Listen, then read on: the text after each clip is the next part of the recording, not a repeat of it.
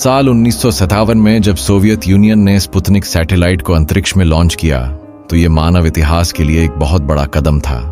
पहली बार एक सैटेलाइट अंतरिक्ष में थी जो लगातार वहां से सिग्नल्स को रिच रेडियो टावर पर भेज रही थी। इस पहली सैटेलाइट ने स्पेस और कम्युनिकेशन साइंस की दुनिया को ही बदल कर रख दिया और इसकी सफलता के बाद आज मानव सभ्यता ने पूरी पृथ्वी पर ही सैटेलाइट नेटवर्क कायम कर लिया है। इस स्पुतनिक 1 से लेकर अभी तक मानव सभ्यता ने कुल 11,000 से ज्यादा सैटेलाइट को अंतरिक्ष में लॉन्च किया है, पर फिलहाल इनमें से केवल 7,400 सैटेलाइट ही इस समय मौजूद हैं। इन 7,000 सैटेलाइट में से केवल 3,000 सैटेलाइट ही एक्टिव हैं और बाकी सभी सैटेलाइट आज हमारे लिए अंतरिक्ष में एक मलबा बन चुके हैं, जो भविष्य में होने वाले मिशन के लिए एक बहुत बड़ी समस्या है। पर आखिर हमें सैटेलाइट की जरूरत क्यों पड़ती है और क्यों हर देश अपने ज्यादा से ज्यादा सैटेलाइट को स्पेस में भेजना चाहता है? इस स्पेस में जब पहले से ही 12 करोड़ से ज्यादा छोटे और बड़े मलबों के टुकड़े मौजूद हैं, तो ऐसे में हमें काफी कम सैटेलाइट लॉन्च करनी चाहिए। पर हम देखते हैं कि आईएसआरओ और नासा और स्पेसएक्स एक सिंगल लॉन्च में 100 से ज्यादा सैटेलाइट अंतरिक्ष में भेज रहे हैं। तो ऐसा क्यों है?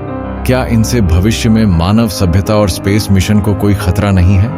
इन्हीं सभी बातों को आज हम इसी वीडियो में समझेंगे और देखेंगे कैसे स्पेस साइंस और नेटवर्क के लिए जरूरी सैटेलाइट आज हमारे लिए एक नई मुसीबत बन चुके हैं। सैटेलाइट आमतौर पर ऑर्बिट में भेजी जाने वाली एक ऐसी मशीन होती है जो अपनी ऑब्जर्वेशन को नीचे स्थित रेडियो टावर के जरिए कंट्रोल स्टेशन को देती है। इन सभी को कई खास ऑर्बिट में फिट किया जाता है। सबसे पहले लो ऑर्बिट सैटेलाइट होती हैं जो पृथ्वी से 200 से लेकर 2000 किलोमीटर की ऊंचाई पर उसकी परिक्रमा करती हैं और अपने सिग्नल्स को वैज्ञानिकों को सेंड करती हैं। इनमें पोलर सैटेलाइट भी शामिल होती हैं जो पृथ्वी से 800 किलोमीटर ऊपर पोलर ऑर्बिट पर चक्कर लगाती हैं। ये सैटेलाइट पृथ्वी के सतह की इमेजेस के साथ साथ मौसम की इमेजेस को भी खींचने में यूज की जाती है। इसके बाद 2000 किलोमीटर से लेकर 35,786 किलोमीटर तक मीडियम अर्थ ऑर्बिट सैटेलाइट पृथ्वी के चक्कर लगाती है। इन सैटेलाइट में जीपीएस सैटेलाइट भी शामिल होती है जो हर 12 घंटे पृथ्वी का एक चक्कर पूरा करती है, यानी एक दिन में 2 बार पृथ्वी का पूरा चक्कर। इसके बाद लगभग 36,000 किलोमीटर की ऊंचाई पर हाई ऑर्बिट सैटेलाइट पृथ्वी के चक्कर लगाती है। इन सैटेलाइट को जियो स्टेशनरी सैटेलाइट भी कहा जाता है। पृथ्वी से 36,000 किलोमीटर ऊपर ये सैटेलाइट पृथ्वी के साथ सिंक्रोनाइज होकर इस तरह चक्कर लगाती है कि जब पृथ्वी घूमती है तो ये एक ही फिक्स जगह पर रहती हैं।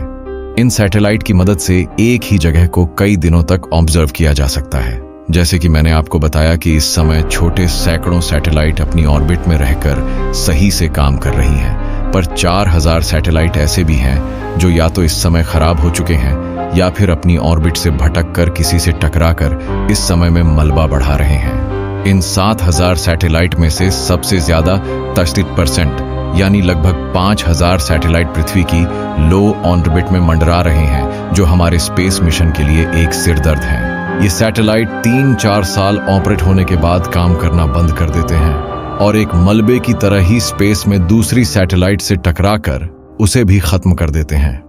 सैटेलाइट के अलावा दूसरे और ऑब्जेक्ट भी हैं जो भारी तबाही मचाते हैं। इनमें से खराब रॉकेट्स, उसके पार्ट्स, एस्ट्रोनॉट्स के ग्लव्स से लेकर के एक नट बोल्ट और छोटे से छोटा मेटल का टुकड़ा सभी 27,000 किलोमीटर प्रति घंटे की स्पीड से ऑर्बिट करते हैं, जो अगर किसी भी सैटेलाइट से टकरा जाए तो उसे सेकंडों में ही कचड़े का ढेर बना दे।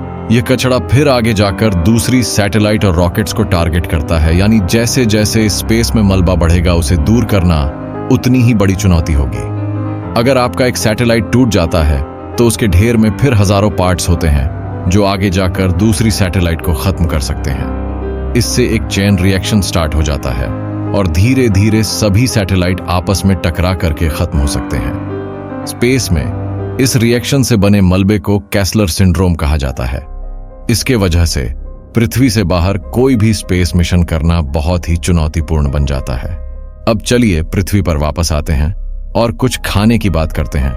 यहां से एडवर्टाइजमेंट सेक्शन था, इसे मैं हटा रहा हूं ताकि स्क्रिप्ट सिर्फ YouTube वीडियो यूज के लिए रहे। यूएस स्पेस सर्वेलेंस नेटवर्क के माने तो इस समय करीब 34,000 से ज्यादा टुकड़े 10 सेंटीमीटर से भी बड़े आकार के स्पेस में तैर रहे हैं। वहीं 1 से 10 सेंटीमीटर तक के 9,000 टुकड़े और करीब 12,000 टुकड़े ऐसे हैं जो 1 सेंटीमीटर से भी छोटे हैं। इन्हें ट्रैक करना बहुत मुश्किल है, इसलिए ये अब सैटेलाइट के लिए सबसे बड़ी चुनौती है। बड़े साइज के डैबरी को ट्रैक करके सैटेलाइट को आगे पीछे किया जा सकता है जिससे इसकी टक्कर ना हो, पर अगर डैबरी यानी कि मलबे का आकार छोटा है और ट्रैक नहीं हो सकता है तब सबसे ज्यादा खतरा हमारी सैटेलाइट को होता है।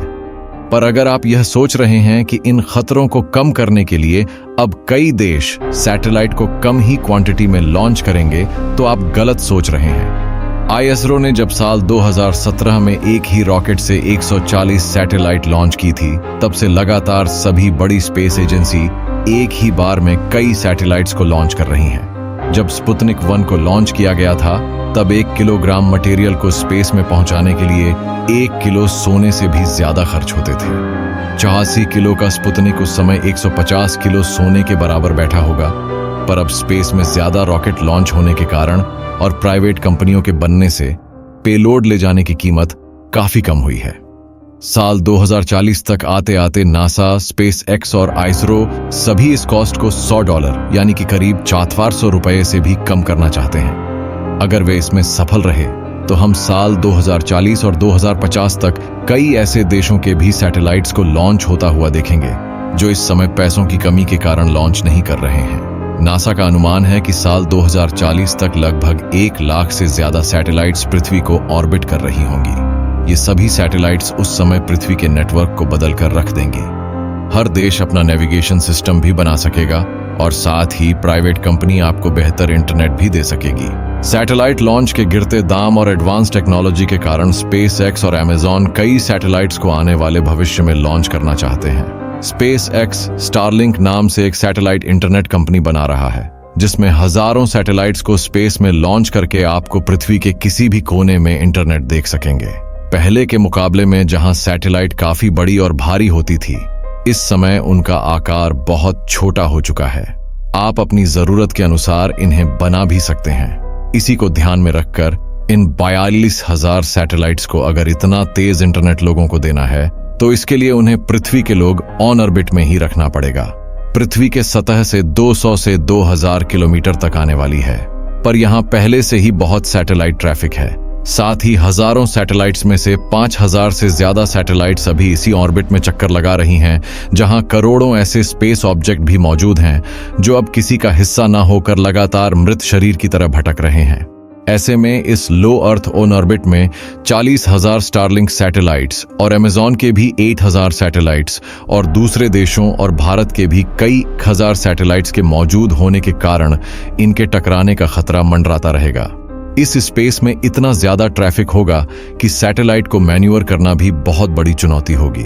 पर अगर इन सभी खतरों को भी टाल दिया जाए और वैज्ञानिक सैटेलाइट्स को टकराने से बचा भी लें तो भी इतनी ज्यादा सैटेलाइट्स हमारे लिए एक चुनौती होंगी। दरअसल लो अर्थ ऑन ऑर्बिट ही एकमात्र ऐसी ऑन ऑर्बिट है जहां इस समय हम स्पेस स्टेशन और दूसरी स्पेस लैब्स को बना सकते हैं। इनके जरिए हम स्पेस में लगातार प्रयोग और रिसर्च कर सकते हैं, पर लाखों सैटेलाइट्स के कारण इन स्पेस स्टेशन पर जाना एक बहुत बड़ी चुनौती बन सकती है। जब भी हम कोई स्पेसशिप वहां डॉक करने के लिए लॉन्च करेंगे तो हमें पृथ्वी पर एक ऐसा विंडो यानी वो समय देखना होगा जब स्पेस लॉन्च साइट पर सैटेलाइट का ट्रैफिक काफी कम हो। ऐसे विंडो की तलाश में हमारे स्पेस मिशन में काफी समय खर्च हो सकता है, लाखों सैटेलाइट्स को ट्रैक करके। पर सैटेलाइट्स से यही नहीं, ये रात में हमारे लिए दूसरा खतरा भी बन सकती है। दरअसल सैटेलाइट सूरज की रोशनी में आते ही बहुत तेज चमकती हैं और ये लो अर्थ ऑर्बिट में भी रहती हैं, तो ऐसे में रात में हम कई सैटेलाइट्स तारों की तरह टिमटिमाती नजर आ सकती हैं, जो तारों के साथ घुल मिलकर एस्ट्रोनॉमी के स्टडीज और पृथ्वी पर बने विशालकाय टेलीस्कोप को भ्रम में डाल सकती हैं। किसी भी अर्थ ऑब्जर्वेटरी में रात में हम लाखों अजीब स्टार्स देखने को मिलेंगे जो वास्तव में एक सैटेलाइट होगा। इस तरह पृथ्वी पर खड़े होकर इस स्पेस पर रिसर्च करना बहुत मुश्किल हो सकता है। इस स्थिति में हमें अपने सभी टेलीस्कोप और ऑब्जर्वेटरी स्पेस में ही बनाने पड़ेंगे जो मीडियम अर्थ ऑन ऑर्बिट में होंगे, तभी हम आगे स्पेस को आज की तरह देख पाएंगे। वास्तव में सैटेलाइट्स हमारा भविष्य है और जिस तरह कंप्यूटर के जरिए एक नई क्रांति आई थी, आज का समय सैटेलाइट्स का है। आने वाले कुछ दशकों में आप सैटेलाइट्स के जरिए ही पृथ्वी और चांद और सोलर सिस्टम के दूसरे हिस्सों पर अपने मैसेज भी भेज पाएंगे। वैज्ञानिक अगर सैटेलाइट्स से होने वाले सभी चैलेंजेस को दूर कर लें तो हम जल्द ही टाइप 1 सिविलाइजेशन बनने के कगार पर होंगे। पर यह सब कैसे होगा, यह भविष्य के ऊपर छोड़ देना ज्यादा सही है। दोस्तों, इस वीडियो में इतना ही। यहां मैंने सैटेलाइट्स की बात की है कि कैसे हमारे लिए जरूरी हैं और क्यों आने वाले कुछ सालों में हम इनकी बढ़ती तादाद को अंतरिक्ष में देखने वाले हैं। ये कैसे हमारे लिए एक खतरा बन सकते हैं और भविष्य में हर स्पेस मिशन को खतरे में डाल सकते हैं। मुझे उम्मीद है कि आपको मेरा यह वीडियो काफी पसंद आया होगा और आपने बहुत कुछ सीखा होगा। तो जल्दी से जाएं और वीडियो पर जमकर कमेंट करें, सवाल पूछें और शेयर करें। इसके साथ साथ साइंस की सटीक जानकारी को करीब से समझने के लिए हमारे चैनल कॉस्मिक एक्सप्लोरर को सब्सक्राइब करें और बेल आइकन जरूर दबाएं। मैं मिलूंगा अगले हफ्ते एक और मजेदार साइंस वीडियो के साथ। तब तक के लिए नमस्कार, जय हिंद, आपका दोस्त।